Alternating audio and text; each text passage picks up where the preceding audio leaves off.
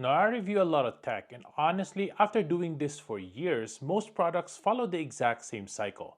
They show up at my door, I get excited, I test them for a few weeks, I make a video, and then eventually they end up back in the box, on a shelf, or in storage. But every once in a while, a product comes along that completely changes my routine. Not because it has some revolutionary feature, okay, but because it quietly solves problems that were causing you stress every single day. And honestly, that's exactly what happened with the DJI Power 2000.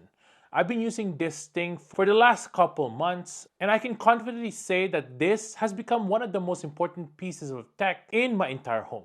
It protects my entire editing setup, it charges all my camera gear, it comes with me during camping, and it goes on road trips with me. And honestly, there's a few times that I've thought to myself, how did I ever live without this thing before?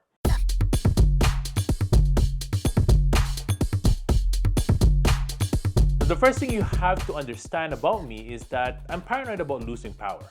Not because I'm scared of sitting in the dark, okay, that's not the point. I'm scared because literally my entire job depends on electricity. My editing PC, my monitors, my NAS, my internet, my lighting, everything. And if you've spent 8 hours editing a video only for your computer to suddenly shut off, you know exactly the kind of trauma I'm talking about. So when I first got the DJI Power 2000, I thought, you know what? Let's just see if this thing can actually become my UPS. And honestly, that was probably the biggest mistake I made. Because once I did that, I could never go back. For the last couple of months, my entire office has been running using the DJI Power 2000. My editing computer, my monitors, network equipment, storage drives, everything. And we've actually had a couple of power flickers and brief outages here. Normally, that means panic, right? Instead, nothing happened. Literally nothing. My computer kept running, my monitor stayed on, the internet stayed connected, and I didn't lose any work. That's when I realized this thing wasn't just a giant battery. It was peace of mind. And honestly, if that's all I use it for, I'd probably still keep it. But that's only the beginning. Because if you're already in the DJI ecosystem like I am, this thing starts to become ridiculous. So right now I have my MacBook Pro M1 Max right here connected to the USB-C. Same with the Osmo Nano and the DJI Mini 3 Pro batteries. Same with the controller right there. So we're gonna do a test right now. We're gonna plug in our Nespresso, which is about 1500 watts. It says on the label.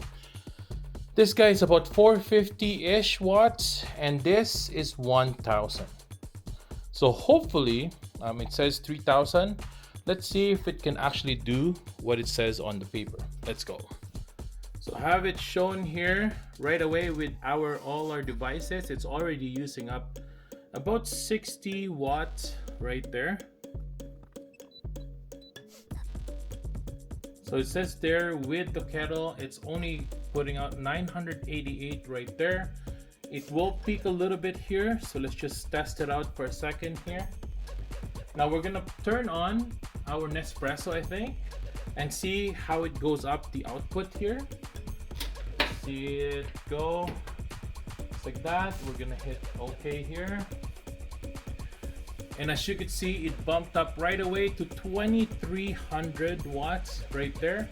They're both gonna peak here, and let's see how it goes, where it settles. Oh, dropped a little bit there. Now what we're gonna do is we're gonna hit up this guy as well and turn it on heat, as you can see there. And as you can see, we're at 2700 here, all going at the same time. I even have my coffee going on the back, which is awesome. As you could see, still charging our devices right there. Same with that guy right there. Now this is awesome when you're out there, just wanting to have a coffee. You can bring on your full-on Nespresso with you, and you'll be able to have coffee and charge all your devices at the same time. And if you notice right now, we're even charging it via AC. So all of that works while charging at the same time. And as you can see there, as our kettle finish and also our Nespresso here is done, our milk, and also our Nespresso coffee maker there is done. It drops off again to the output for our devices, which is around 60, close to 60 watts there. So we've tested our coffee maker with the milk frother earlier and the water heater. Right now we're gonna add in new water, cold water into the water heater. Add in bread here. The toaster is actually 1000 watts, okay? This is 1500 watts. We're gonna brew another set of coffee here and see if the Power 2000 is able to do all of this while charging our devices. Putting in a new pod right in there. There we go. Couple of breads right in the toaster, okay? We'll start up again our water heater and you'll see the output right there, okay? We'll put on our toaster there. This will show you right there, okay? This is a little bit crazy here, but let's see when it trips. There it is, 31, 50, 60 there. Pretty good. It's really good right now. Come on, let's go. DJI Power 2000. Pretty good, man. Over 3000. That is amazing. Again, everything's still on. We're still charging. That's crazy. 3100 at the peak there, almost 3200. That's amazing. Let's go. Still doing the coffee. Okay, everything's still on. Yeah, everything's heating up. That is awesome, dude. It's able to power all of that. There it is. Our coffee's done. Let's see if our water heater here finishes and also our toaster.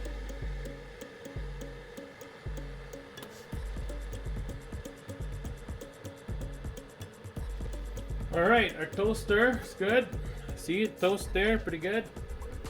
Got our coffee right here. There we go.